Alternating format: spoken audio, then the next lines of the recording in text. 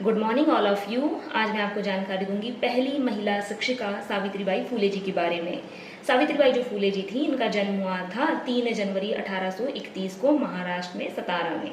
महाराष्ट्र में उस टाइम पे क्या हुआ करता था कि प्यूबर्टी यानी कि पीरियड्स आने के पहले ही बच्चियों का बाल विवाह करा दिया जाता था।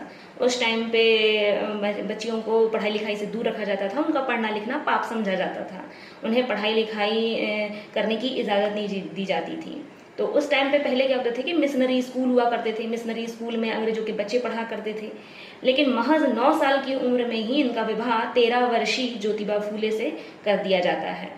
लेकिन इनके साथ एक अच्छी बात ये होती है कि ज्योतिबा फूले जो लड़के थे वो एक पढ़े लिखे थे, उन्होंने हिंदू ग्रंथ का अध्ययन किया हुआ था। तो जब हिंदू ग्रंथ का उन्होंने अध्ययन किया हुआ था तो वो ये बात जानते थे कि समाज में ऊंच नीच, जाति भेदभाव, ये सब चीज़ें गलत हैं और इन सब चीज़ों से मुझे लोगों को जागरूक करना चाहिए। लेकिन जागरूकता का काम सबसे पहले उन्होंने अपने घर से ही किया। उन्होंने अपनी पत्नी सावित्रीबाई फूले जी को घर में ही पढ़ाया। घर में पढ़ाने में उन्हें दिक्कत होती थी तो जब वो खेत जाया करते थे तो खेत में ही अपनी पत्नी को बुलाकर वो पढ़ाया करते थे। लेकिन ये बात ज़्यादा दिन तक छुपी नहीं रही और उन्होंने फिर ये बात घर वालों को पता चल गई कि ये अपनी पत्नी को पढ़ा रहा है।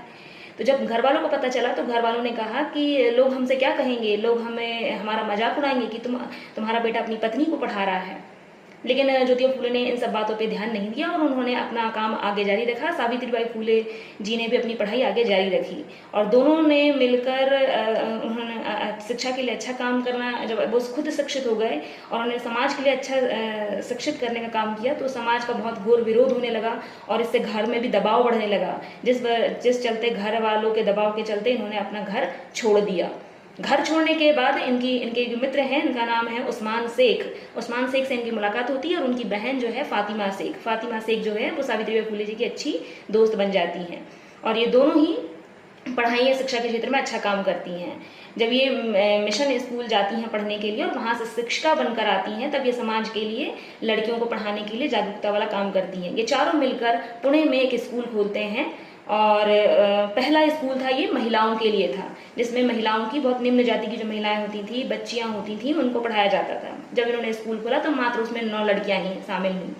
फिर बाद में धीरे धीरे लड़कियों की संख्या बढ़कर 25 हो गई। इस तरह से ये आगे काम करते जा रहे थे। 1848 से लेकर 1852 तक इन्होंने कम से कम 18 स्कूल खोले।